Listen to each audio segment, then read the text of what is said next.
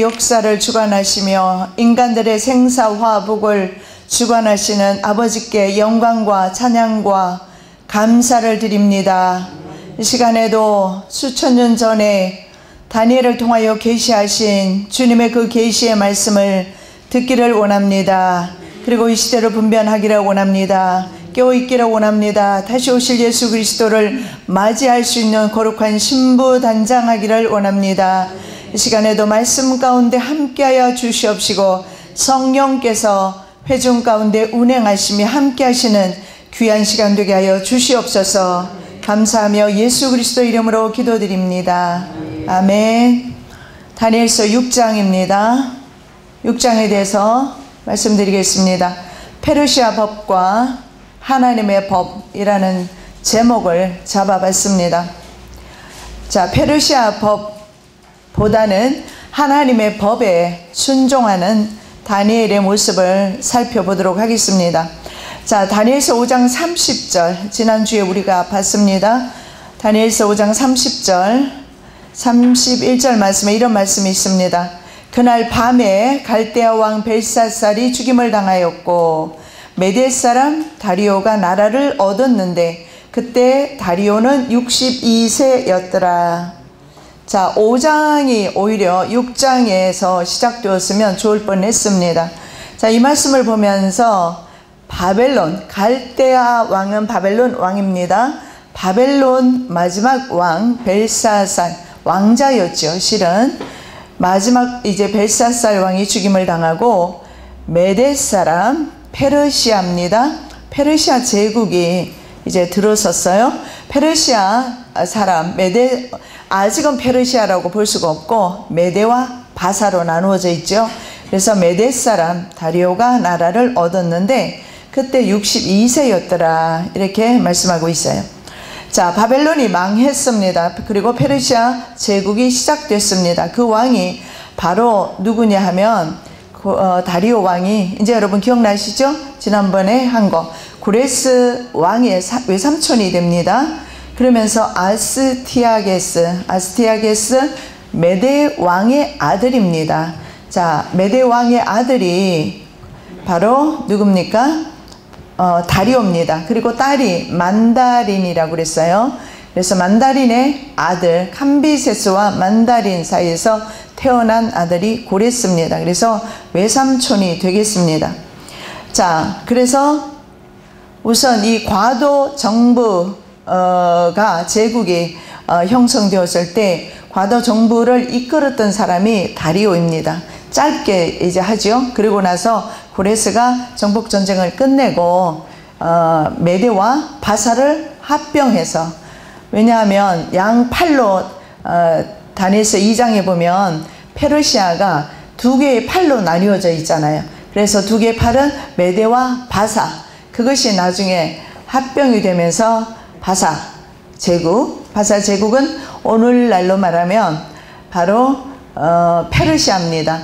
이 페르시아 민족이 오늘날은 이란 민족입니다. 엄격히 말하면 시아파 그들이라고 지난번에 말씀을 드렸죠. 자, 이때 이 사람의 나이가 62세였습니다. 자, 한 나라가 망했어요. 그리고 다른 나라가 들어섰습니다. 이런 제국이 망할 때 원래는 침략에 의해서 한 나라가 망하고 다른 나라가 들어서기 때문에 보통 제국이 망하게 되면 주요 인사들은 죽게 되어 있습니다.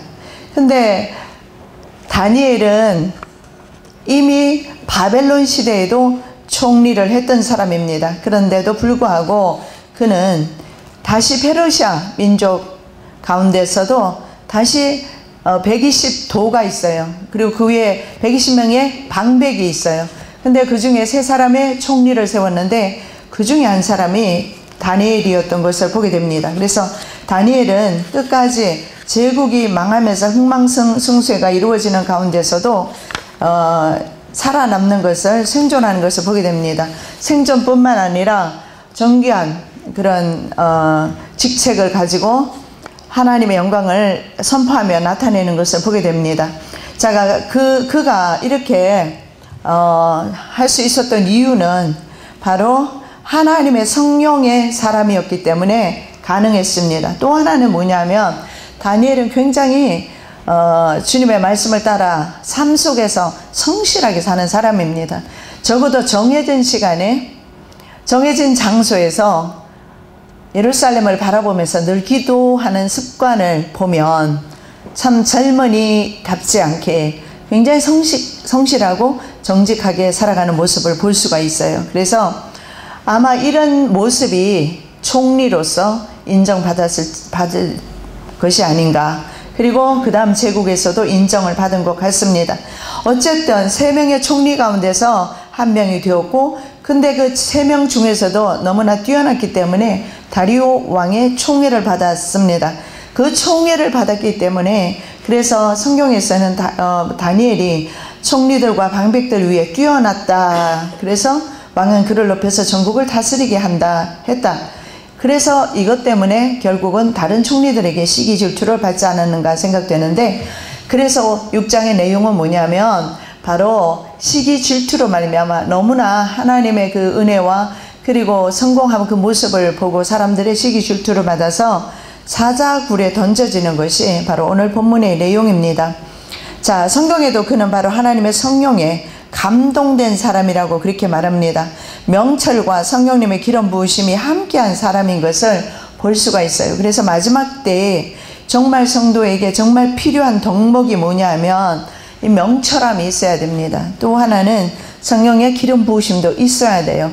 적어도 시대를 분별할 수 있는 분별력, 이런 명철함, 이런 거 있어야 합니다. 동시에 성령의 기름 부으심이 있어서 성령께서 어떤 일을 하게 하시는지 성령님과 함께 우리가 시대를 분별할 수 있는, 그래서 우리 종말 성도에게 정말 필요한 것이 바로 이런 덕목이 아닌가 생각이 됩니다. 자, 페르시아 법은 고칠 수 없습니다. 그래서 한번 이미 공포가 되면 그 법은 변기할 수가 없어요. 이것을 이용해서 다니엘을 사자굴 속에 넣는 그런 계획을 꾸미죠. 자, 다니엘서 7장 5절 말씀에 보면 이런 말씀이 있습니다. 다른 짐승 곧 둘째는 곰과 같은데 그것이 몸 한쪽을 들었고 그 입의 잇사이에는 새 갈빗대가 물렸는데, 자, 여기에 말씀에 보면 둘째가 짐승이, 첫째는 사자였습니다. 둘째는 곰입니다. 셋째는 표범이지요. 그리고 네 번째는 7머리 10뿔 짐승입니다. 그런데 이 두 번째가 곰으로 표현되어 있어요.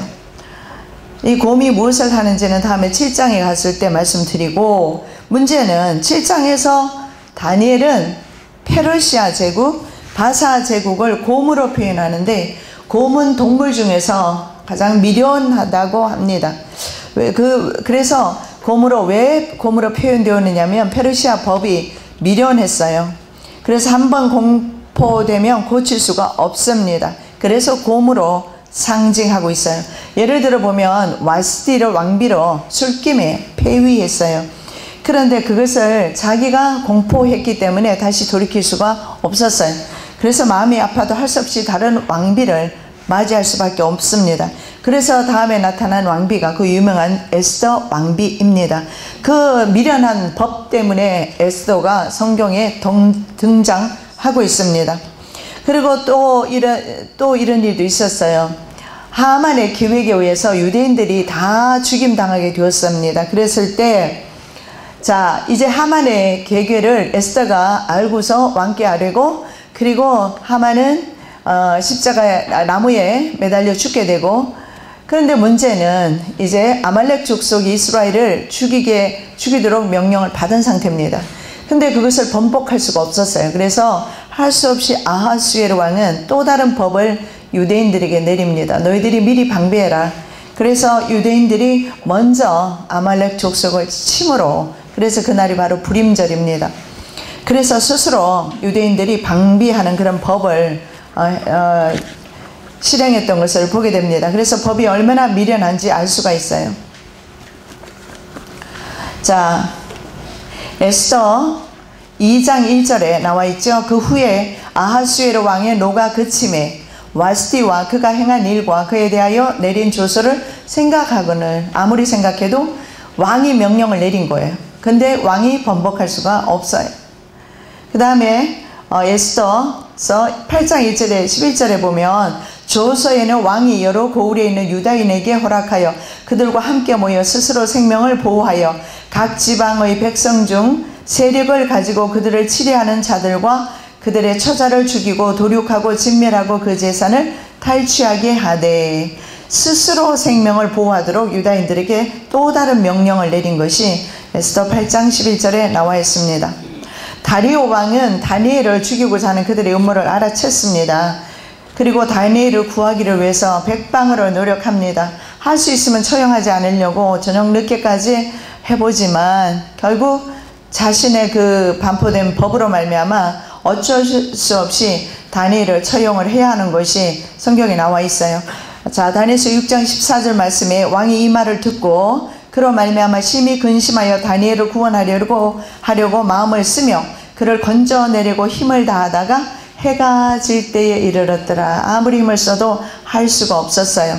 이렇게 바로 세상의 법이 참 미련한데, 이 미련한 법을 통해서 이 미련한 법을 통해서 다니엘은 오히려 하나님의 말씀에 순종함으로써 승리하는 것을 보게 됩니다. 자, 그래서 여기서 우리가 볼 수 있는 것은 페르시아뿐만 아니라 세상 제국은 법은 거의 다 미련한 것임을 알 수가 있고, 그리고 현재 세상에 있는 예를 들어서 유엔이라든가 이런 국제법을 보면 전부 다국적 기업에 유리하게 법이 조항이 되어 있어요. 그리고 강대 국가에 유리하도록 법조항이 다 그렇게 되어 있습니다. 그래서 세상 제국의 법이 보면 평등한 것이 아닌 것을 볼 수가 있어요. 심지어는 미국 법이 어떤 사람들이 이런 말을 한 것을 들었어요. 오바마 케어가 취소되지 않았는가. 취소될 수가 없어요. 제가 너무나 미국 법을 잘 알아서 그래요. 왜냐하면 미국의 법은 어떠냐 하면, 예를 들어서 한번 국회에 상정되었을 때 부결되면 그것을 다시 상정할 수가 없어요. 대신에 약간만 단어 하나라도 수정하면, 그리고 제목을 바꿔 달면 다시 상정할 수가 있어요. 눈 가리고 아웅하는 거죠. 그래서 HR 3200호, HR 4872호 사실은 다 같아요. 벌금이 조금 다른 것 뿐입니다. 오바마 케어를 지금 말하고 있죠. 벌금이 조금 다를 뿐이지 사실은 같은 내용입니다. 똑같은 내용인데 문제는 HR 3200호는 통과되지 않았고 HR 4872호는 통과되었고, 자, 그 법이 통과된 후에 이것은 위헌이다, 날치기로 통과했다, 위헌이다 말이 많았어요. 그래서 다시 국회에 붙였어요. 근데 다시 통과됐어요. 통과되고 그 다음에 재작년이죠? 재작년 6월인가요? 그때 위헌인지 아닌지 미국에서는 9명의 대법원 법관들에 의해서, 판사들에 의해서 그 위헌이 문제가 있을 때는 판결을 내려요. 근데 5대4로 위헌이 아니다, 마지막으로 판결이 났어요. 그래서 오바마 케어는 아무리 부조리가 지금 드러나도요, 부조리가 굉장히 많이 드러나죠. 그럼에도 불구하고 진행된다는 거예요. 왜냐하면 그만큼 미국의 법도 페르시아 법처럼 그렇게 쉽게 번복할 수 있는 게 아니에요. 그래서 이미 그것은 통과되었고, 통과된 법은 이미 대법원까지 올라갔기 때문에 더 이상 그것은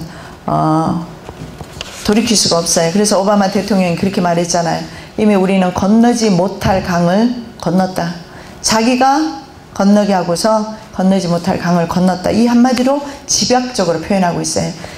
절대로 그거는 통과하지 말았어야 되는 법인데 통과되었다, 이 말이 되는 거죠. 통과됐습니다. 자, 그래서 지금 오늘의 다니엘의 문제가 뭐냐 하면 황제 숭배를 강요받았다는 것입니다. 이게 세상 제국이 항상 이런 식으로 하나님 대신에 황제를 섬기고 왕을 섬기도록 요구를 한다는 겁니다. 자, 다니엘의 대적들은 이런 미련한 페르시아 법을 이용해서 다리오 왕조차도 다니엘을 구할 수 없도록 그렇게 황제 숭배법을 제정한 겁니다. 여기서는 앞으로 우리에게도 다가올 것입니다. 그래서 다니엘을 죽이려 했습니다. 이것이 바로 하나의 앞으로 우리에게 이것도 하나의 상징성을 가지고 있다는 겁니다. 그런데 다니엘은 황제의 명령은 고역할지라도 하나님의 율법을 준수할 줄을 대적들은 알았어요. 자, 무슨 말씀이냐면 다니엘은 절대로 자기의 신념, 하나님에 대한 믿음이죠. 그 믿음을 굽히지 않는 것을 그 사람들은 봤습니다. 그렇기 때문에 자, 그들은 이렇게 다니엘은 절대로 그들의 그 율법에 대해서나 허물을 찾을 수가 없다. 그만큼 철저하게 자기 관리를 철저하게 했던 사람이에요.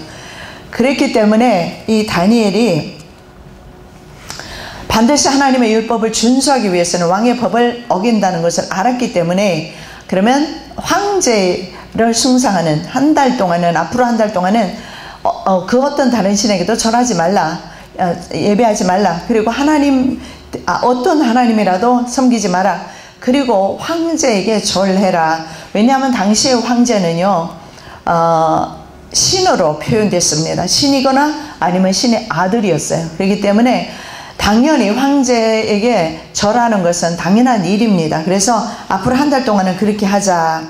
그래서 왕에게 한 법률을 세웠습니다. 그리고 이렇게 말합니다. 이제부터 30일 동안에 누구든지 왕 외의 어떤 신에게나 사람에게 무엇을 구하면 사자굴에 던져놓기로 한 것입니다. 자, 그런즉 왕이 원하건대 금령을 세우시고 그 조서에 왕의 도장을 찍어 메대와 바사의 고치지 아니하는 규례를 따라 그것을 다시 고치지 못하게 하옵소서 하매, 이에 다리오 왕이 조서에 왕의 도장을 찍어 금령을 내니라. 다니엘서 6장 7절 9절 말씀. 자, 왕이 어인의 도장을 찍을 때는 이들이 다니엘을 죽이려 한다는 것을 알지를 못했습니다. 자, 그렇다면 율법에서 이것이 왜 문제가 되느냐? 황제에게 절을 하는 것은 율법에서, 성경 말씀에서 우상 숭배주의에 해당이 된다는 겁니다. 그래서 성경에 보면 우상에게 절하는 사람은 3대, 심지어는 손자대까지 저주가 임한다는 것을 볼 수가 있어요. 자, 출애굽기 20장 3절 5절 보시기 바랍니다. 너는 나 외에는 다른 신들을 내게 두지 말라. 그것들에게 절하지 말며 그것들을 섬기지 말라. 여기에 보니까 shall not bow down to them and 그리고 worship them 이렇게 나와 있어요. worship은 그들을 예배한다 이 말입니다. 다른 말로 하면 그들을 예배하거나 아니면 그들에게 직접적으로 절을 하거나, 다니엘은 황제에게 절을 하는 그런 것을 요구받았고 황제를 월십하는 것, 그것을 요구를 받았어요. 그것을 하지 마라. 출애굽기 20장 3절 5절. 그리고 그 다음에 이렇게 말씀합니다. 내 하나님 여호와는 질투하는 하나님인즉 나를 미워하는 자의 죄를 갚되, 자, 우상 숭배 죄를 갚되 아버지로부터 아들에게로 3, 4대까지 이르게 하거니와, 길게는 4대째 증손까지 갑니다. 아니면 손자까지 그 재앙이 내려가는 것을 볼 수가 있습니다. 그 다음에 출애굽기 23장 24절 25절에도 이런 말씀이 있습니다. 너는 그들의 신을 경배하지 말며, 여기도 마찬가지요. Do not bow down. 엎드려 절하는 것을, 다운은 밑으로 엎드리는 걸 말하죠. 그래서 엎드려 절하는 거. 그 다음에 섬기지 말며 do not worship, worship하지 마라. 그들의 행위를 본받지 말고 그것들을 다 깨트리며 그들의 주상을 부수고, 그 다음에 내 하나님 여호와를 섬기라. worship the Lord 이렇게 나와 있어요. 하나님을 worship해라. 우리가 찬양할 때 누구를 찬양합니까? 예배합니까?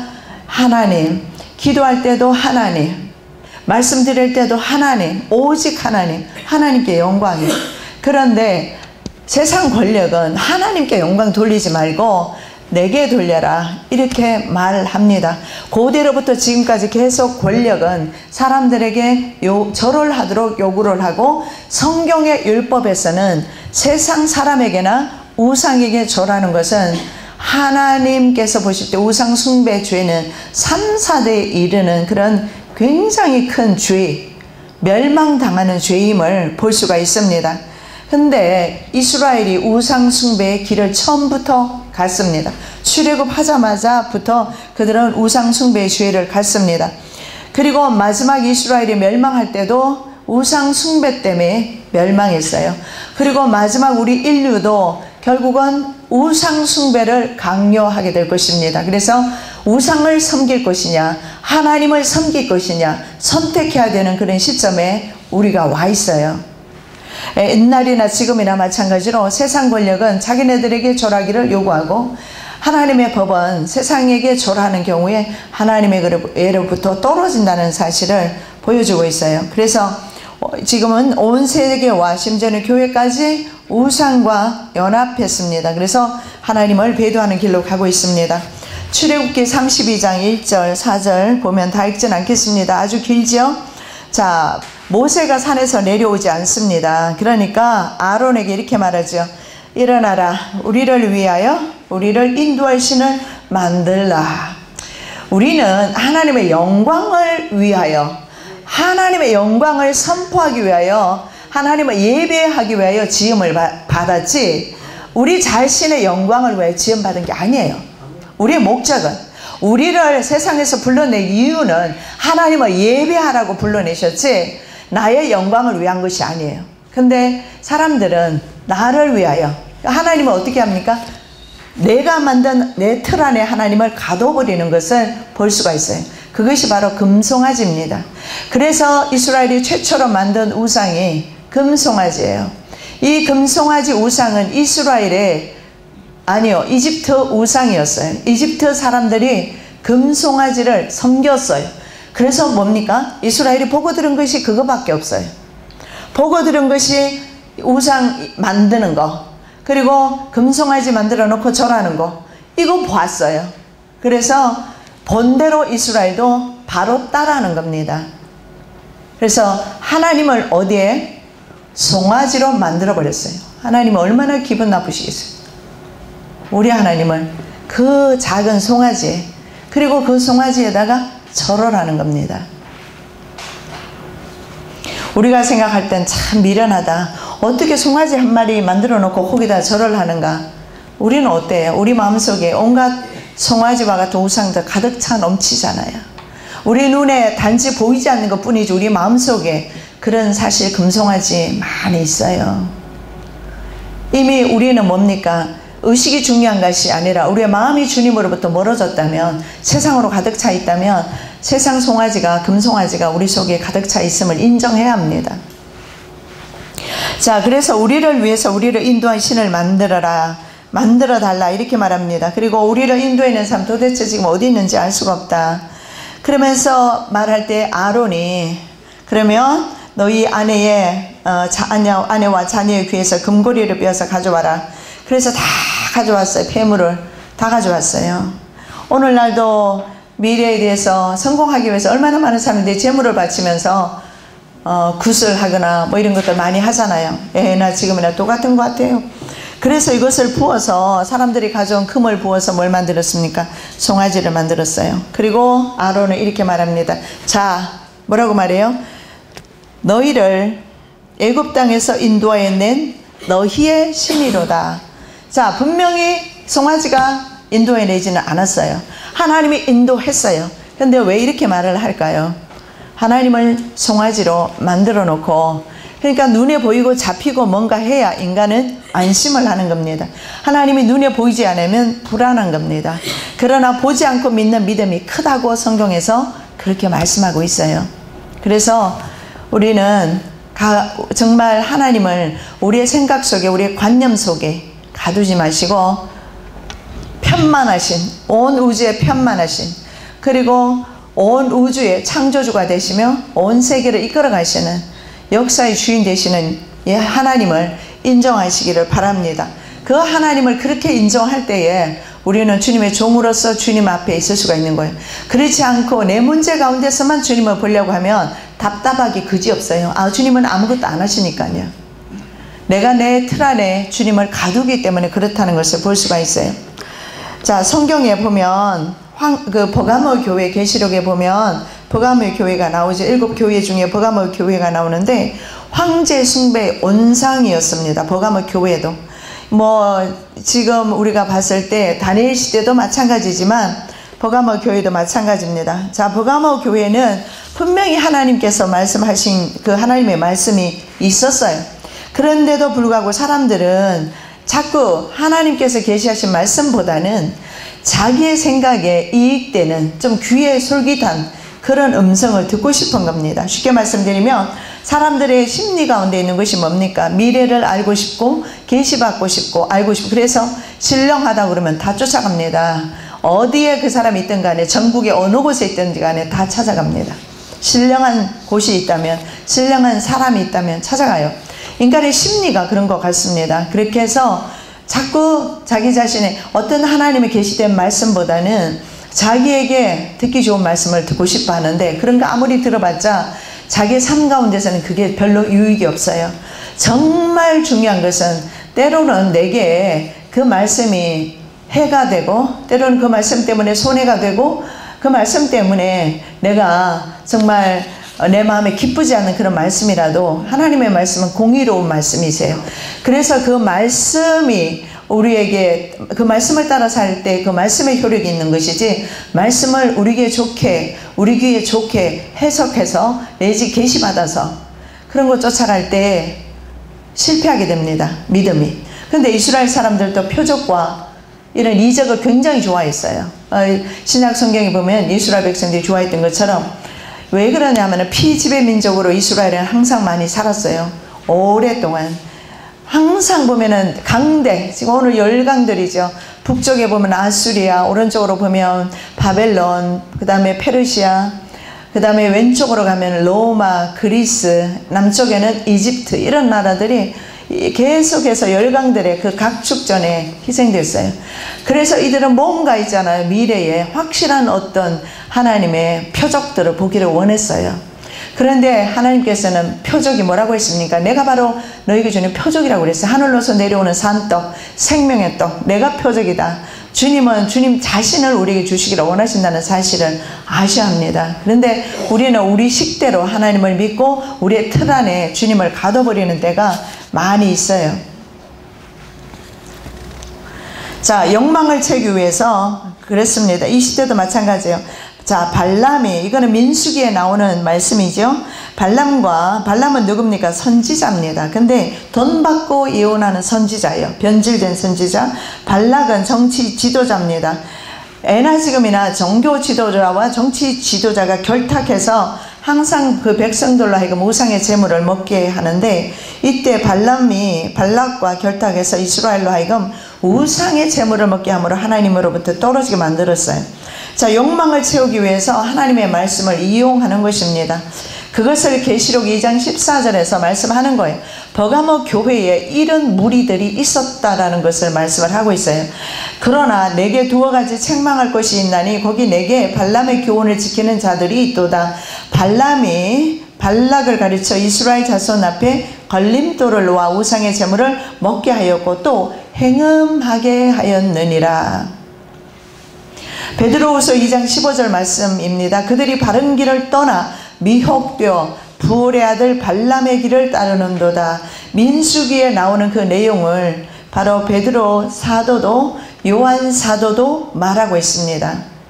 발람의 길을 간다. 바른 길을 떠나서 미혹되어서.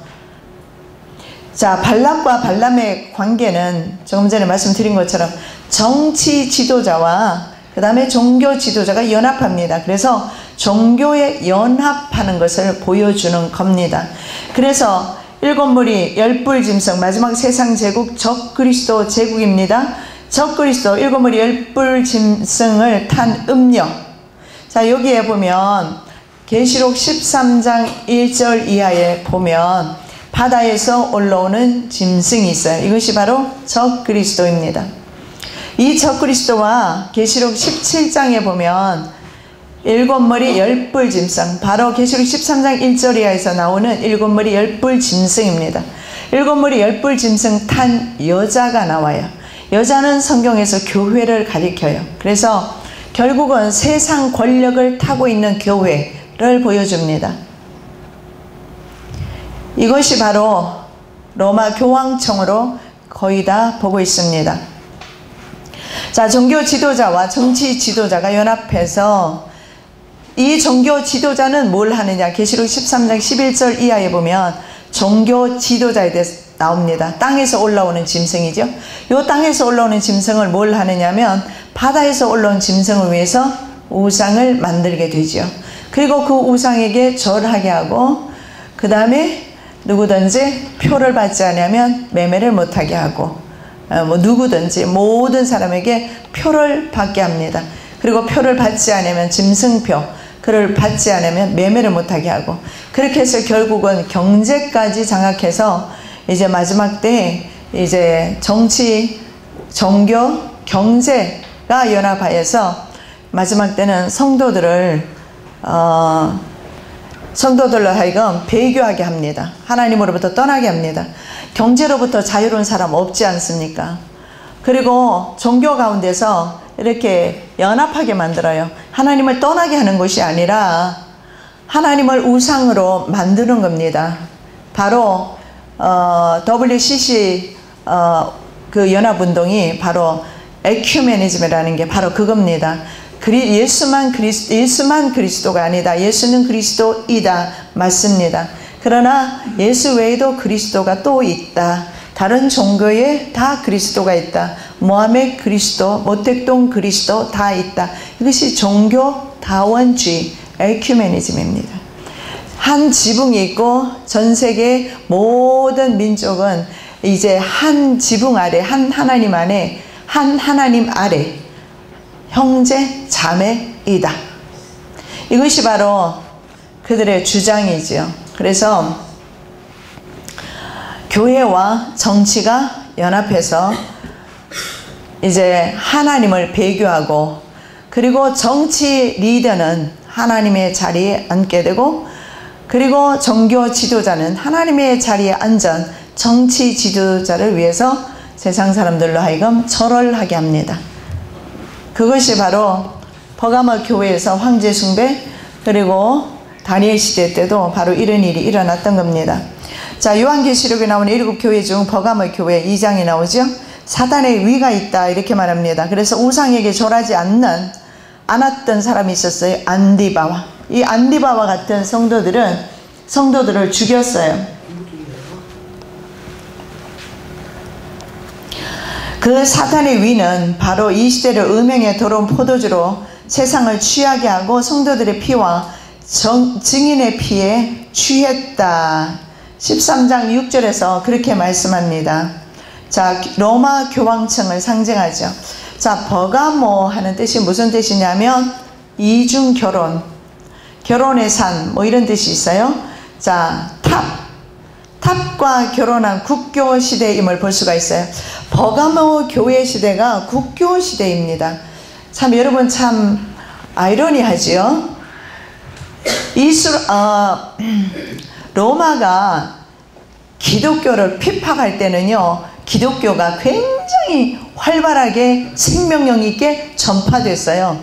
그런데 콘스탄틴 대제후에서 313년에 국교로 지정이 됩니다. 근데 그때부터 기독교가 죽어요. 그래서 그때는 오히려 일요일이라고 정하죠. 일요일날 예배드리도록. 일요일은 썬데이입니다. 썬데이는 태양의 날입니다. 태양 숭배 사상에서부터 비롯된 거예요. 그래서 일요일로 바꾼 거예요. 물론 우리는 예수님이 부활하시고 3일 후에 예배드린다는 측면이 있지만 그러나 썬데이, 태양 지키는 날로 자 이렇게 변질을 시키면서 어쨌든 국교로 만들어 놨어요. 자유를 줬단 말입니다. 그때부터 교회가 썩기 시작했어요. 자, 그래서 이 시대를 가리키는 겁니다. 이 시대의 버가모는 탑과 결혼했다는 것은 뭡니까? 탑이라는 것이 뭐예요? 이 바벨탑을 상징할 수도 있고 그 당시에 말하자면 정치적인 리더들, 정치권 그리고 바로 그 당시에 바로 그런 권력 이런 것을 말하겠죠. 탑과 결혼한 국교 시대다. 즉 이때는요 교회가 얼마나 교회가 왕성했으면 심지어는 황제를 파문하는 일까지 있었어요. 인노센트 3세라든가 그 다음에 독일 프랑스 황제인가요? 파문을 했지 않습니까? 3일 동안 황제 궁 앞에서 비바람을 맞으면서 눈보라 속에서 3일을 빌었어요. 황제가. 용서받고 파문당하지 않았어요. 왜냐하면 교황이 파문을 해버리면 왕을 할 수가 없어요. 그 정도로 교황의 권위가 하나님의 자리에 있었어요. 그래서 바로 교회와 정치가 결탁한 시대가 바로 이 버가모 시대입니다. 버가모 교회 시대죠. 그래서 이때 황제 숭배, 그런 황제 숭배하는 그런 시대였음을 보여주고 있습니다. 그래서 이 시대에 보면 이때가 바로 국교 시대인데, 이 시대에 캐톨릭에서 봤을 때는 교회 안에 우상들이 세워졌어요. 그 우상들이 뭐냐면 그전에는 그렇지 않았어요. 근데 마리아상 세워졌어요. 그리고 예배일이 안식일, 원래 토요일인데 일요일로 썬데이로 변경됩니다. 콘스탄틴 대제는 태양신을 섬기는 이교도 예배일인 일요일 썬데이를 주일로 제정합니다. 그리고 국교로 만들지요. 그리고 이 지역에는 로마 제국 행정부와 정부가 후원하는 황제 숭배를 위한 최초의 신전이 있었다, 이렇게 말해요. 이 신전이 뭐냐면 사단의 위입니다. 신전, 사단의 위. 사단의 위가 있었다. 어디에? 버가모 지역에. 지금 제가 콘스탄틴 대제와 왔다 갔다 하니까 헷갈리시는데, 바로 이 지역이라는 것은 버가모 지역입니다. 버가모 지역에 황제를 숭배하는 최초의 신전을 만들었는데, 그 신전을 성경에서는 사단의 위라고 말합니다. 자, 다니엘이나 요한 시대에 세상 제국은 우상을 세웠습니다. 그리고 사람들에게 절을 요구합니다. 앞으로도 마찬가지예요. 자, 다니엘서 3장 5절 6절에 보니까 느부갓네살 왕이 세운 금신상에게 절하라. 누구든지 엎드려 절하지 아니하는 자는 즉시 맹렬히 타는 풀무불에 던져 넣으리라. 요한계시록 2장 13절에도 이렇게 말합니다. 내 충성된 증인 안디바가 너희 가운데 곧 사탄이 사는 곳에서 죽임을 당할 때에도 나를 믿는 믿음을 저버리지 아니하였도다. 여러분 여기서 보십시오. 안디바는 순교할지언정 믿음을 저버리지 않았다. 사탄이 사는 곳이라고 했어요. 우상 숭배하는 것은 사탄을 숭배하는 것임을 알 수가 있어요. 그래서 우리는 절대 오직 어떤 우상이든지 우리가 아무리 경제적으로 힘들고 어려워도 겸하여 섬길 수는 없습니다. 그것을 말씀을 하고 있어요. 그런데 안디바 같은 사람은 어때요? 순교하면서까지도 나에 대한 믿음을 저버리지 않았다. 그래서 버가모 교회에 안디바 같은 사람이 있었다는 것을 칭찬하고 있습니다. 저와 여러분도 앞으로 우리가 어떤 미래가 펼쳐지던 간에 안디바와 같이 순교할지언정 하나님에 대한 충성을 저버리지 마시기 바랍니다. 하나님은 우리의 생명과 우리의 몸과 영혼까지 능히 지옥에 멸하시는 분입니다.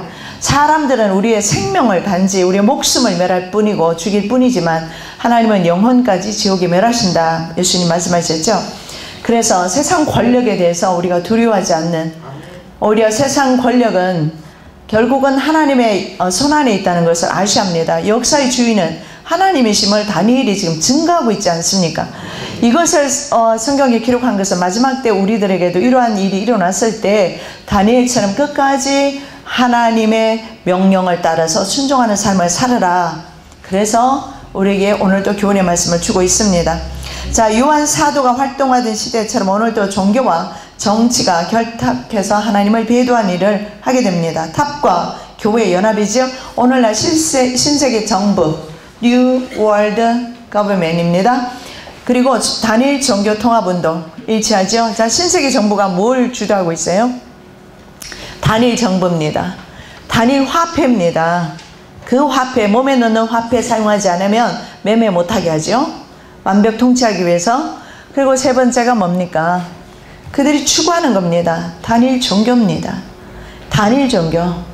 여러분, 어떻게 다른 종교와 우리가 연합할 수가 있습니까? 성경에서는 분명히 다른 이로서는 구원을 얻을 수 없나니 천하 인간의 구원을 얻을 만한 다른 이름을 우리에게 주신 적이 없습니다. 분명히 선포하고 있어요.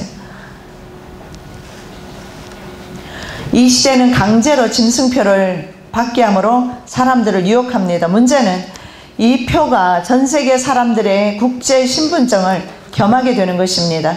결국은 인간의 생존과 이것이 직결하게 되기 때문에 많은 사람들이 넘어갑니다. 그래서 예수님께서 이 마지막 시대를 표현하기를 마지막 때 믿는 자를 보겠느냐, 예수님께서 그렇게 말씀하셨어요. 숫자가 적다는 것입니다. 그 적은 무리에 우리 모두가 들어가기를 예수님의 이름으로 축복합니다. 아멘. 자, 국제 신분증을 겸하기 때문에 인간의 이거는 생존과 직결됩니다. 그래서 모든 사람이 받게 되고, 저항하는 사람은 반정부주의자로 낙인 찍혀서 죽음을 당하게 됩니다. 결국 사람들은 생존을 위해서 배도한다는 것입니다. 어쩔 수 없다, 없었다, 그렇게 말할 수도 있겠죠. 그러나 분명한 것은 우상에게 절을 하면 반드시 하나님으로부터 저주를 받습니다. 사람들은 생존을 위한 배도를 합니다. 반면에 절하는 사람은 사형을 당하겠지요. 계시록 13장 15절에 짐승의 우상에게 경배하지 아니하는 자는 몇이든지 다 죽이게 하더라. 계시록 20장 4절에도 이런 말씀합니다. 내가 보니 예수를 증언함과 하나님의 말씀 때문에 목배임을 당한 자들의 영혼들과 또 짐승과 그의 우상에게 경배하지 아니하고 그들의 이마와 손에 그의 표를 받지 아니한 자들이 살아서 그리스도와 더불어 1000년 동안 왕노릇하니. 자, 여기에 두 가지 종류의 사람이 나옵니다. 목배임을 받는 순교하는 사람이 있는가 하면 끝까지 표를 받지 않으면서 인내하면서 살아남는 사람들이 있어요. 이 사람들이 1000년 왕국에 들어간다, 이렇게 말합니다. 7년 대환난이 끝나고 바로 공중 강림하시고 지상 내려오셔서 1000년 왕국이 이루어졌을 때, 그때 바로 누가 마지막까지 표 받지 않는 사람, 짐승의 표 받지 않는 사람, 황제 숭배, 우상 숭배 하지 않는 사람, 그리고 예수님 말씀, 이 말씀, 짐승의 표 받지 말라는 이 말씀 때문에 순교한 사람, 이런 사람들이 바로 부활해서 예수 그리스도와 1000년 동안 왕노릇한다. 자, 계시록 9장 11절 짐승과 그의 우상에게 경배하고 그의 이름표를 받는 자는 누구든지 밤낮 쉼을 얻지 못하리라. 지옥 형벌이 기다립니다. 다니엘 시대나 버가모 시대나 지금 시대나 마찬가지입니다. 우상에게, 만일에게 짐승과 만일에 그의 우상에게, 짐승과 그의 우상에게 경배하고 그의 이름표, 그러면 누굽니까? 그의 백성이 되는 거예요. 사탄의 백성이 되기 때문에 이런 사람은 하나님께 저주를 받는다. 누구든지 밤낮 쉼을 얻지 못한다는 것은 지옥에서 지옥 형벌을 면할 길이 없다라는 것을 볼 수가 있어요. 자, 거기에 보면은 그의 이름이라는, 그의 이름표, his name으로 나와 있어요. 그의 이름. 말하면 바로 짐승의 이름표를 자신의 몸에 삽입하는 사람. 그러면 짐승의 하수인, 사탄의 하수인이 된다라는 것을 볼 수가 있어요. 자, 계시록에 보면 무저갱 구멍에서 나오는 풀무의 연기가 있습니다. 이거 여러 가지로 해석하는 경우가 많은데요. 이것이 바로 영계를 혼탁하게 하는 그런 사탄의 전략이 아닌가 저는 그렇게 생각하는데, 계시록 9장 1절 2절에 보면 이런 말씀이 있습니다. 다섯째 천사가 나팔을 불매 내가 보니 하늘에서 땅에 떨어진 별 하나가 있는데, 여러분 별은 누구겠습니까? 사탄이지요. 루시퍼겠죠? 그가 무저갱의 열쇠를 받았더라. 자, 무저갱의 열쇠를 받아서 무저갱을 열었습니다. 그런데 그 구멍에서 큰 화덕의 연기 같은 연기가 올라오매 해와 공기가 그 구멍의 연기로 말미암아 어두워지며. 계시록 9장 1절 2절 말씀. 그 무저갱에서 올라오는 연기로 말미암아 이제 해와 공기가 어두워졌다. 저는 그래서 이것을 바로 영계가 혼탁하게 된 오늘날의 시대가 아닌가 이렇게 봅니다. 왜냐하면 다섯째 천사가 나팔 불었을 때 이런 일이 일어나거든요. 그런데 여섯째 천사가 나팔 불면 세계대전 일어납니다. 세계대전이 머지않아 일어나게 될 텐데, 그렇다면 다섯째 천사가 나팔을 이미 불었다고 볼 수도 있고, 있습니다. 그렇다면 오늘날 결국은 이 종교계 기독교를 혼탁하게 혼합되게 섞어버리는 거죠.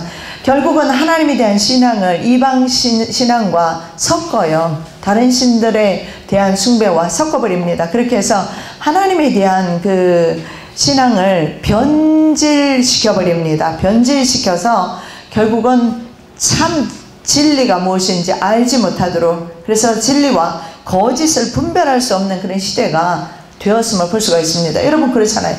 성도들도 믿을 수가 없어요. 어떤 사람 저희가 집회를 갔는데 보니까요, 와서 충성하고 봉사하고 뭐 엄청 열심히 했답니다. 보니까 신천지였다는 거예요. 무너뜨리기 위해서 교회를 접수하기 위해서 교회마다 그렇게 가잖아요. 믿을 수가 없는 그런 시대가 되어버렸어요. 그리고 기성교회도 마찬가지입니다. 목회자도 성도들도 도대체 지금 말씀은 어떻습니까? 우리가 스마트폰만 가지고 있으면 말씀이 홍수와 같이 들을 수가 있어요. 그래서 어떤 말씀을 듣고 어떻게 분별하고 어떻게 판단해야 돼? 알 수 없는 그런 시대에, 그래서 우리가 정말 살아계신 하나님의 생명의 말씀을 들을 수 있다는 것은 최고의 특권이 아닌가 생각하고, 어떤 때는 저기 전화해 보면 카톡과 문자가 너무 많이 오는데 이것도 들어라 저것도 들어라, 제발 그것도 좀 안 했으면 좋겠다는 생각이 들어요. 왜냐하면 말씀 이런 식으로 막 무작위로 검증되지 않은 말씀들이 막 그냥 치고 들어오면 나중에 영적으로 혼란이 와요. 그러면 영적으로 어린 사람은요, 어떤 줄 아십니까? 마귀의 공격을 받아요. 그래서 정말 진리의 말씀은 여러분 이 성경 속에 있습니다. 성경 탐독하시면 하나님께서 성령님을 통해서 깨닫게 해주셔요. 굳이 그렇게 수려한 설교 말씀 안 드려도, 우리가 지금 교회에서 듣고 있는 말씀 얼마나 많습니까? 일주일에 7번, 8번씩 듣지 않습니까? 충분하고도 남습니다. 그거 다 지키고 살아갑니까? 솔직한 말로? 그 중에서 하루에 들은 말씀 중에 한 가지만 지키고 살아도 여러분 우리의 팔자 벌써 다 바뀌었어요? 못 지켜요. 귀만 발달되어서 귀만 천국 가게 생겼어요 지금. 자, 사탄은 사람들이 하나님을 배교하도록 영적 세계를 혼합시키는 일을 해왔습니다. 그래서 진리와 거짓을 분별하지 못하는 시대가 되었고, 진실을 외치는 자의 소리는 묻혀버리고 거짓이 기독교계를 이끌고, 그래서 세계 모든 종교들을 서로 연합시키고 있습니다. 교회 안에서 천주교회가 그리고 불교와 함께 예배를 드리는 그런 시대가 되어버렸습니다. 신학생들이 법당에 가서 오리엔테이션을 하는 시대, 그런 시대가 되어버렸어요. 이제 연합하는 거죠. 좋습니다. 하나님 안에 전 세계 하나 되는 거 좋지만 진리는 오직 예수 그리스도 외에는 진리 없어요. 예수 외에는 길이 없어요. 하나님께서 예수님만을 통해서, 예수님의 그 속죄 피를 통해서 천국 오는 길을 하나님께서 제시해 주셨는데, 그 어떤 그리스도가 있다고 한들 예수 그리스도 외에는 구원이 없습니다. 자, 다섯째 천사가 나팔을 불 때 해와 공기가 어두워지는 것은 영적 세계가 이제 혼탁한 것을 의미한다 말씀을 드렸고, 여섯째 천사 나팔 불면 세계대전, 일곱째 천사 나팔 불면 예수님 오셔요. 일곱째 천사 나팔 불 때가 마지막 나팔이기 때문에 그렇습니다. 그래서 여기에서 보면 절하는 행위나 경배하는 것은 신을 예배하는 행위임을 볼 수가 있는데, 이런 것은 우린 절대 할 수가 없어요. 여러분 이거 간단한 것 같습니다. 옛날에 우리나라 총회에서 홍택기 통합측 목사님이죠. 장로교 홍택기 목사님을 선두로 해서 일본의 신사에 가서 27명인가 23명인가 기억이 안 나네요. 가서 절을 했어요. 여러분 그게 어떻습니까? 생각할 수 있어요. 가서 그저 절 한번, 어쩔 수 없는 환경 아닙니까? 강제로 제가 절했지 않습니까? 가서 절하고 왔어요. 우리 교회, 우리 한국 교회는 이미 배도한 경험이 있어요. 그래서 마지막 때나 과거나 지금이나 교회는 항상 실패했어요. 그러나 개인 교회는 항상 성공합니다. 예수님께서 은혜 주시고 능력 주시는 개인 각자 교회는 각자의 심령들은 항상 성공합니다. 그런 사람들은 세상 감당 못하는 믿음을 가진 사람들이에요. 이런 사람들은 성공을 했지만 교회는요, 교회라는 단체는, 이스라엘 공동체는 배교했어요. 그래서 우리는 이제 마지막 때는 자기 자신과 하나님과의 믿음, 정말 정립할 때가 되었어요. 아버지를 통한 믿음, 남편을, 아내를 통한 믿음 아닙니다. 난 목사 딸로 자라면서 사택에서 살기 때문에 난 천국 가는 줄 알았잖아요. 그런데 내가 성령 받고 나니까 아참 내가 지옥 갈 뻔했구나. 그때 깨달은 거예요. 절대로 구원은 여러분과 하나님과의 관계입니다. 노아 시대는 노아 때문에 노아 자식들이 구원받았어요. 그러나 마지막 때는 노아가 있어도 욥이 있어도 혼자밖에 구원 못 받는다 분명히 말씀하고 있어요. 자녀들 구원 못 받습니다. 신앙교육 안 시키면, 그들에게 구원의 확신 심어주지 않고 표받지 않도록 교육시키지 않고 시대를 가르치지 않으면 안 됩니다. 부모의 믿음 가지고 안 돼요. 아무리 소원해도 안 돼요. 가르치고 지키도록 해야 돼요. 그래서 이 예언의 말씀을 듣고 행하라고 그랬잖아요. 지키라고 했잖아요. 이 예언의 말씀을 듣기도 하지만 듣는 것보다 더 중요한 게 있어요. 행하는 겁니다. 지키는 겁니다. 그래서 지키는 자가 복이 있다. 지켜야 돼요. 여호와만이 온 천하에 홀로 영광 받으시는 한 하나님이심을 여러분 아셔야 합니다. 그렇기 때문에 다른 어떤 그 피조물에게 절하거나 섬기면 안 돼요. 왜냐하면 그 피조물이나 우리나 똑같아요. 하나님의 피조물입니다. 그것이 아무리 어떤 위력이 있고 영적이다 하더라도 우리는 하나님 외에는 영광을 돌릴 수가 없어요. 하나님 외에는 오직 하나님께. 자, 하나님께서 세상에서 성도들을 부르신 목적이 바로 하나님을 예배하기 위해서 불렀다. 아까 제가 말씀드렸죠. 출애굽기 8장 1절, 9장 1절, 10장 3절 말씀에 보면 이 말씀이 계속 나오고 있어요. 자, 바로에게 가서 모세가 계속해서 선포하는 것이 구구절절히 여러 말 안 했어요.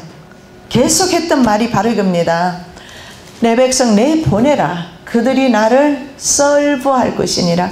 그들이 나를 월십할 것이니라. 그들이 나를 예배할 것이니라. 여기에 인생 목적이 나와 있어요. 우리의 목적은 하나님을 예배하는 것이지 하나님이 만든 피조물에게 예배하는 것은 아니라는 거. 그런데 세상 권력은 옛날부터 지금까지 미래에도 바로 이런 피조물, 저나 우리나 똑같은 피조물인데 피조물에게 절하도록 그렇게 만들어요. 과거에 로마의 네로 황제 같은 경우에는 자기의 우상을 세워놓고 절하는 사람에게 증명서를 발급을 했어요.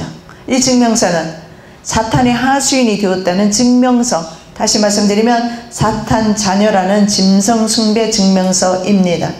우리는 하나님께서 창세 전에 이미 하나님께서 우리를 부르셨어요. 창세 전에 우리는 하나님께서 이미 아셨고 하나님의 자녀로 인을 쳐 놓으셨어요. 우리 눈에 안 보이는 것 뿐입니다. 보이는 것 따라가면 죽습니다. 선악과 보이는 것 따라가다가 인류가 죽음이 왔지 않습니까? 보이는 것이 중요한 것이 아니하고 보이지 아니하는 하나님이 주셔 인쳐 주셨어요. 우리를 따로.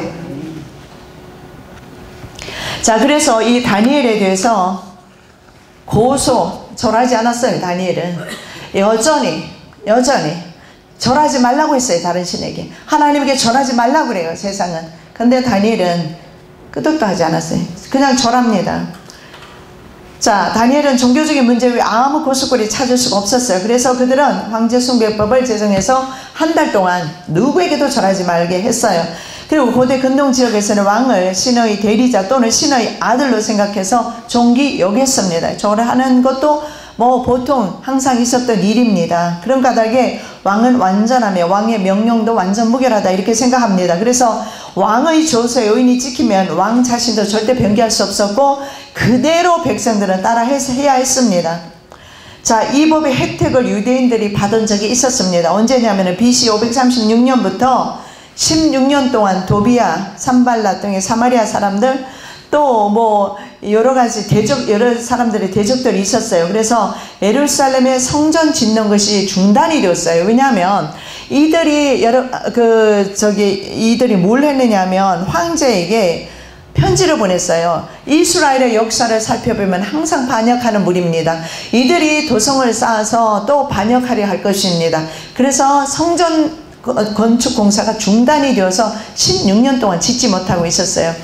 그런데 나중에 다시 성전을 학계 선지자라든가 이런 선지자를 통해서 BC 520년경에 다시 이제 재건할 수 있게 되었습니다. 그 이유가 뭐냐 하면, 자, 아닥사스다 왕의 조서 초본이 르흠과 서기관 심세와 그의 동료 앞에서 낭독되며 그들이 예루살렘으로 급히 가서 유다 사람들을 보고 권력으로 억제하며 그 공사를 그치게 하니, 이에 예루살렘에서 하나님의 성전 공사가 바사왕 다리오 제2년까지 중단되니라. 아닥사스다 왕이 조서를 내려서 성전 공사가 중단되어 버렸어요. 그런데 자, 그 전에 먼저 여기에 5장 17절, 에스라 5장 17절 보면, 이제 왕께서 좋게 여기시거든 바벨론에서 왕의 보물 정각에서 조사하사 과연 고레스 왕이 조서를 내려 하나님의 이 성전을 예루살렘에 다시 건축하라 하셨는지 보시고 왕은 이 일에 대하여 왕의 깊으신 뜻을 우리에게 보이셔서 하였더라. 자, 고레스가 에스라 1장에 보면 칙령을 내립니다. 그게 뭐냐면 예루살렘 성을 건축해도 좋다 허가냈어요. 그런데 아닥사스다 왕이 이것을 금지시켰단 말이에요. 그래서 16년 동안 그냥 있었어요. 학계가 이렇게 말합니다. 너희 소위가, 너희 행동이 너무 나쁘다. 너희는 판벽한 집에, 백향목 좋은 집에 살면서 너희는 판벽한 집에 거하면서 하나님의 집은 황무하였도다. 너희 소위가, 너희 하는 짓이 아주 못됐다. 이렇게 책망을 합니다.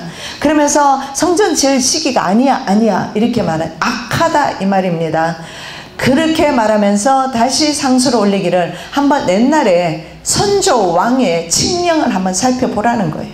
그래서 정말 살펴보니까 고레스 왕이, 선조 대왕이 먼저 선조가 자신들의 조상 왕이 이것을 지으라고 칙령을 내린 것을 발견을 한 거예요.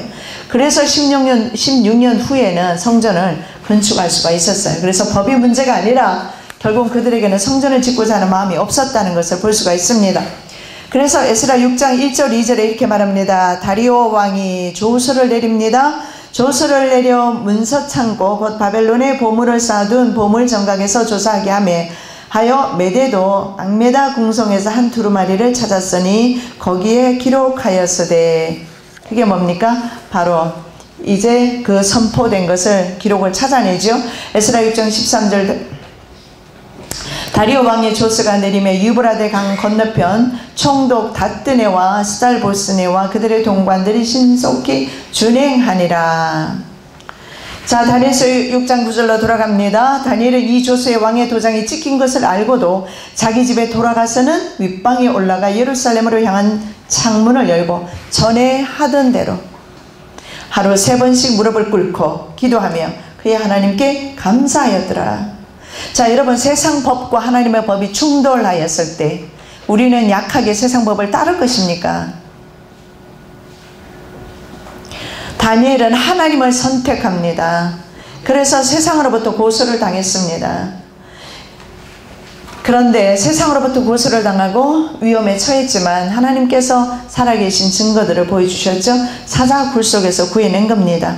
자, 여기에서 다니엘의 그 믿음에 몇 가지 우리가 교훈을 얻을 수가 있습니다. 한번 살펴보겠습니다. 다니엘은 하나님을 두려워하는 신앙생활을 한 것을 보게 됩니다. 자, 변개할 수 없는 왕의 도장이 찍힌 조서가 발표되었습니다. 그럼에도 불구하고 그것이 문제되지 않았다라는 거예요. 그래서 앞으로 우리 시대가 어떤 시대가 오든지 간에 우리에게 문제될 것 없다는 것을 믿음으로 우리가 받아들이셔야 합니다. 그렇게 될 때 하나님께서 저와 여러분의 편에서 일하실 줄로 믿습니다. 그래서 눈에 보이는 하나님보다는 눈에 보이지 않는 하나님을 경외하는, 자, 출애굽기 1장 17절에 보면 보잘것없는 산파들 보십시오. 산파들이 하나님을 두려워해서 애국 왕의 명령을 어겼다. 그리고 남자아이들을 살렸다. 이렇게 나와요. 이것이 바로 믿음입니다. 그래서 진짜 우리의 믿음은 환난 때가 되어보면, 환난을 당하게 되면 진짜 믿음은 드러나게 되어 있어요. 바로 어디입니까? 풀무불에 들어갔을 때, 용광로 속에 금이 들어갔을 때, 들어갈 때마다 어떻게 되죠? 재련됩니다. 모든 불순물들이 제거되죠. 그리고 나중에 순금만 남아요. 그래서 환난 때는 순금, 가짜 구분하는 때가 바로 이때 다니엘 시대였어요.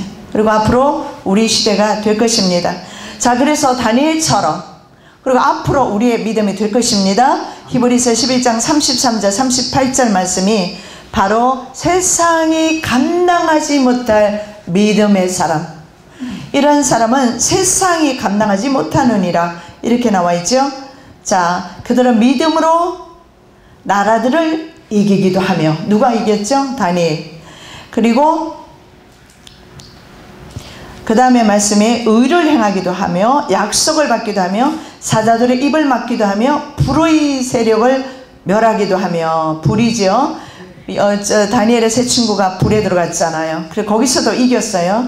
칼날을 피하기도 하며, 연약한 가운데서 강하게 되기도 하며, 전쟁에 용감하게 되어 이방 사람들의 진을 물리치기도 하며, 여자들은 자기 죽은 자들을 부활로 받아들이기도 하며, 또 어떤 이들은 더 좋은 부활을 얻고자 하여 심한 고문을 받되 구차히 풀려나기를 원하지 아니하였으며, 또 어떤 이들은 조롱과 채찍질 뿐만 아니라 결박과 옥에 갇히는 시련도 받았으며, 돌로 치는 것과 톱으로 켜는 것과, 이사야가 톱으로 켰어요. 그래서 죽임을 당했어요. 시험과 칼로 죽임을 당하고, 양과 염소의 가죽을 입고 유리하여 궁핍과 환난과 학대를 받았으니, 이런 사람은 세상이 감당하지 못하느니라. 이런 사람 되시기를 예수님의 이름으로 축복합니다. 그들이 광야와 산과 덩굴과 토굴에 유리하였느니라.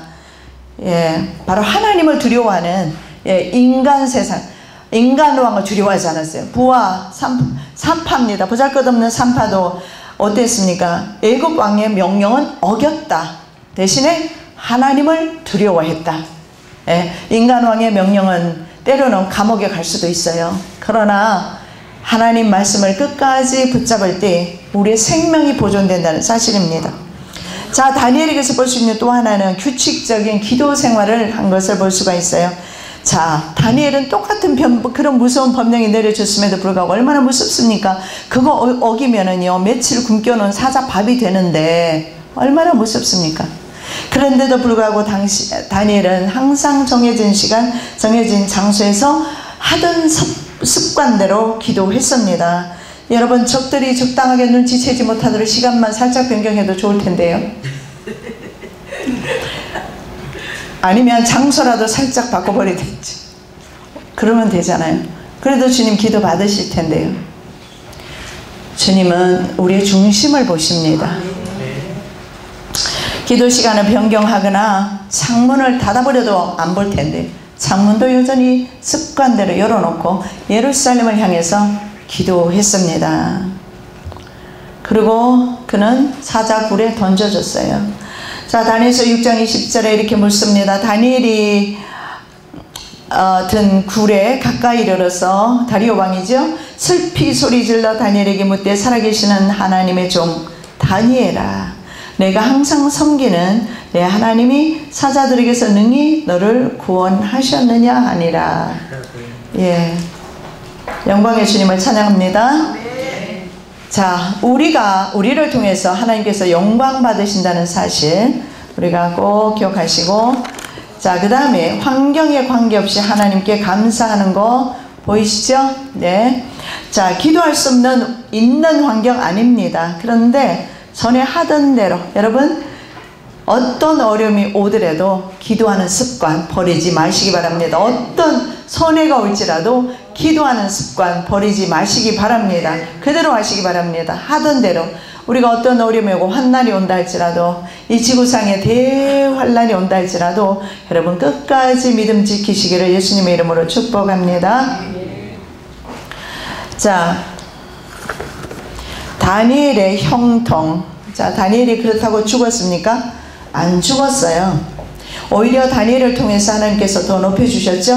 다니엘의 절개 있는 신앙으로 하나님의 영광이 선포되었습니다. 자, 다리오 왕이 이렇게 조서를 내립니다. 다니엘서 6장 27절 28절 내가 이제 조서를 내리노라. 내 나라 관할 아래에 있는 사람들은 다 다니엘의 하나님 앞에서 떨며 두려워할지니 그는 살아계시는 하나님이시여 영원히 변하지 않으실 이시며 그의 나라는 멸망하지 아니할 것이요 그의 권세는 무궁할 것이며 그는 구원도 하시며 건져내기도 하시며 하늘에서든지 땅에서든지 이적과 기사를 행하시는 이로써 다니엘을 구원하여 사자의 입에서 벗어나게 하셨음이라 하였더라. 아멘. 자, 누가 지금 하나님을 이토록 찬양하고 있습니까? 기가 막히게 이방 왕이 자신의 신도 아니고 다니엘의 신은 이렇게까지 찬양하고 있어요. 엄청난 찬양 아닙니까? 뭐 살아계신다고 이방인이 찬양하고 있어요. 그분은 살아계십니다. 영원히 변하지도 않으시고 멸망하지도 않고 그의 권세는 무궁할 것이고 구원하시기도 하고 건져내시기도 하고 하늘에서든지 땅에서는 이적과 기사를 베푸시는 분. 이렇게 아름다운 찬양을 할 수가 없어요. 진짜 아름다운 하나님께 영광 돌리는 찬양을 이방인의 입을 통해서 하게 하신 사람이 누굽니까? 다니엘입니다. 다니엘이 뭘 했습니까? 뭐 칼 들고 싸웠습니까? 아니요. 하나님을 신뢰했어요. 하나님을 끝까지 믿어드렸어요. 믿으시기 바랍니다. 그래서 다니엘서 6장 28절에 보니까 이 다니엘이 다리오 왕의 시대와 바사 사람 고레스 왕의 시대에 형통하였더라. 보십시오. 다리오 왕의 시대와 고레스 바벨론 왕 도대체 몇 대를 걸쳐서 이렇게 형통한 복을 누립니다. 고레스의 외삼촌이자 메대 왕 다리오가 메대 바사 과도 정부를 다스릴 때 고레스 왕은 정복전쟁을 하고 있었다고 말씀드렸죠. 돌아와서 다리오가 통치하던 메대 바사를 합병해서 페르시아 제국을 건설합니다. 그때까지 다니엘은 형통했다. 그런데 어땠어요? 원수들은 쫄딱 망했다. 집안이 완전히 다 망해버렸어요. 어떻게? 자, 다리오 왕이 바로 그들을 비방하고 죽이려 했던 사람들을 끌어다가 사자굴 속에 넣었더니 다니엘이 내려갔을 때는 사자가 입을 다물고 있었는데 이들이 내려가니까 사자들이 입을 벌려버렸어요. 하나님께서 그렇게 하신 겁니다. 아멘. 왕이 말하여 다니엘을 참수한 사람들을 끌어오게 하고 그들을 그들의 처자들과 함께 사자굴에 던져놓게 하였더니 그들이 굴 바닥에 닿기도 전에 사자들이 곧 그들을 움켜서 그 뼈까지도 부서뜨렸더라. 자, 원수는 이렇게 패망합니다. 그리고 하나님의 종들, 주님께 끝까지 믿음 지키는 하나님의 종들은 주님께서 마지막 날까지 살리실 줄로 믿습니다. 기도드리겠습니다. 사랑해 주님 감사합니다. 우리도 다니엘의 믿음이 되기를 원합니다. 우리를 통하여서 세상이 하나님을 찬양하기를 원합니다. 다리오 왕이 그랬던 것처럼 하나님의 영광을 선포하기를 원합니다. 살아계신 주님을 이제 우리가 세상에서 주님의 영광을 선포하기를 원합니다. 믿음의 도구로 사용하여 주시옵소서. 마지막 날까지 믿음 지킬 수 있도록 은혜 베풀어 주시옵소서. 감사하며 예수 그리스도 이름으로 기도드립니다. 아멘.